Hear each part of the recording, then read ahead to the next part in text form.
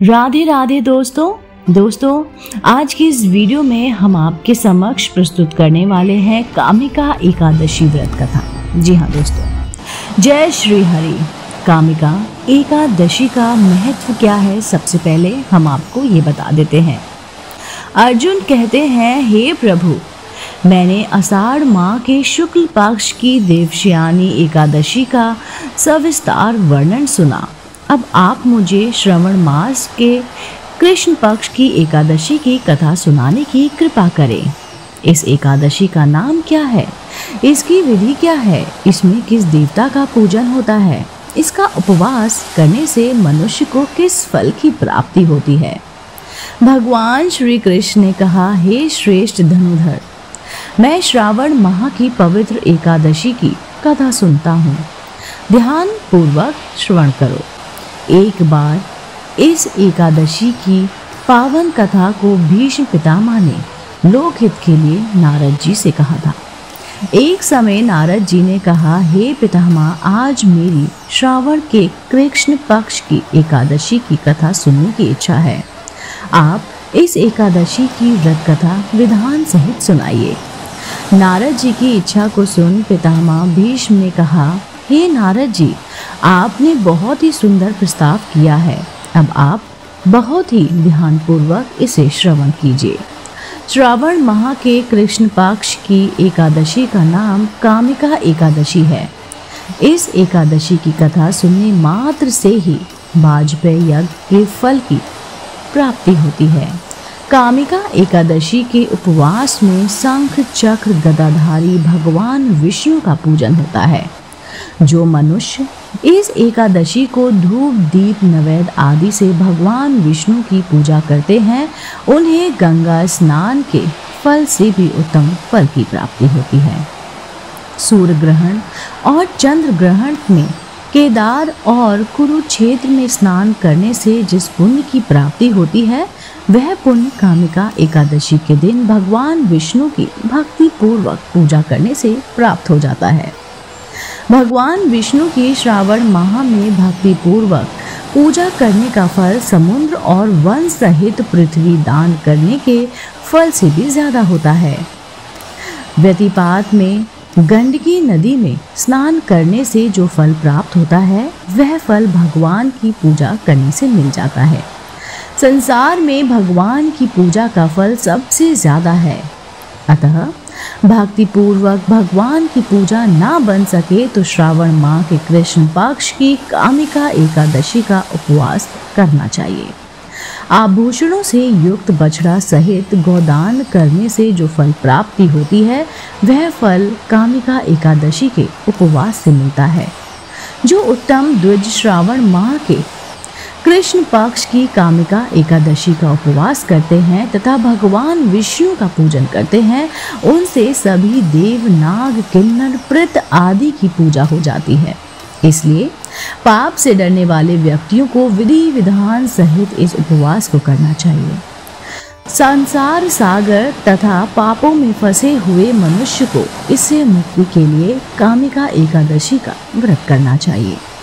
कामिका एकादशी के उपवास से भी पाप नष्ट हो जाते हैं। संसार में सबसे अधिक पापों को नष्ट करने वाला कोई और उपाय नहीं है। हे नारद जी, स्वयं भगवान ने अपने मुख से कहा है कि मनुष्य को अत्यात्म और अत्याधुनिक विद्या से जो फल प्राप्त होता है, उससे अधिक फल कामिका एकादशी का व्रत करने से मिल जाता है। इस उपवास के करने से मनुष्य को ना यमराज के दर्शन होते हैं और ना ही नरक के कष्ट भोगने पड़ते हैं। वह स्वर्ग का अधिकारी बन जाता है। जो मनुष्य इस दिन तुलसी दल से भक्ति पूर्वक भगवान विष्णु का पूजन करते हैं, वह इस संसार सागर में रहते हुए भी इस प्रकार अलग रहते हैं जिस प्रकार कमल पुष्प जल में रहता हुआ भी जल से अलग रहता है। तुलसी दल से भगवान श्री हरि का पूजन करने का फल एक बार स्वर्ण और 4 बार चांदी के दान के फल के बराबर होता है।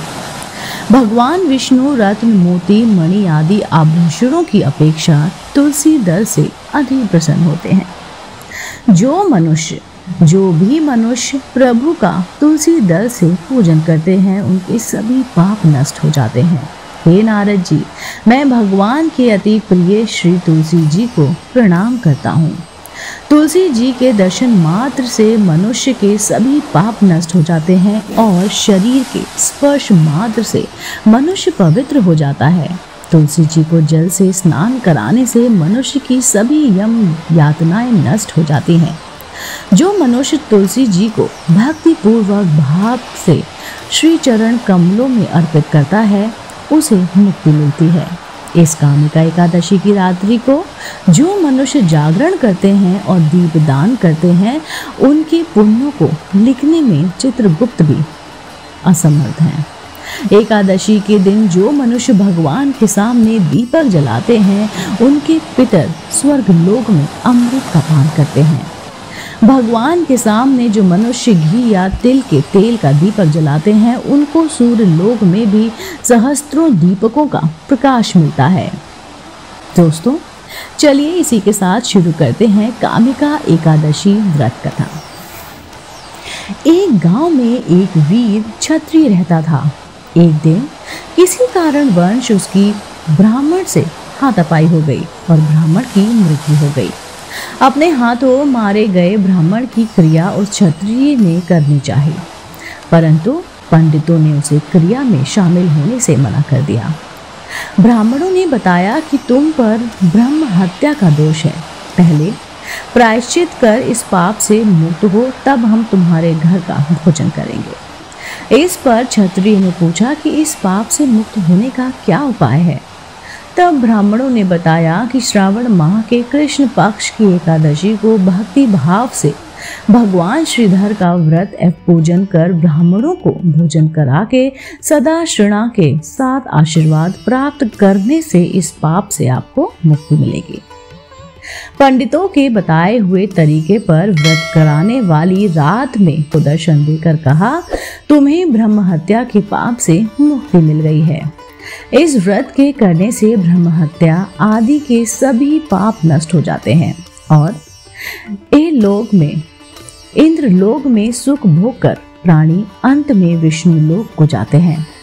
इस कामिका एकादशी में और एकादशी के महात्म्य में श्रवण व पठन से मनुष्य स्वर्ग लोक को प्राप्त करते हैं।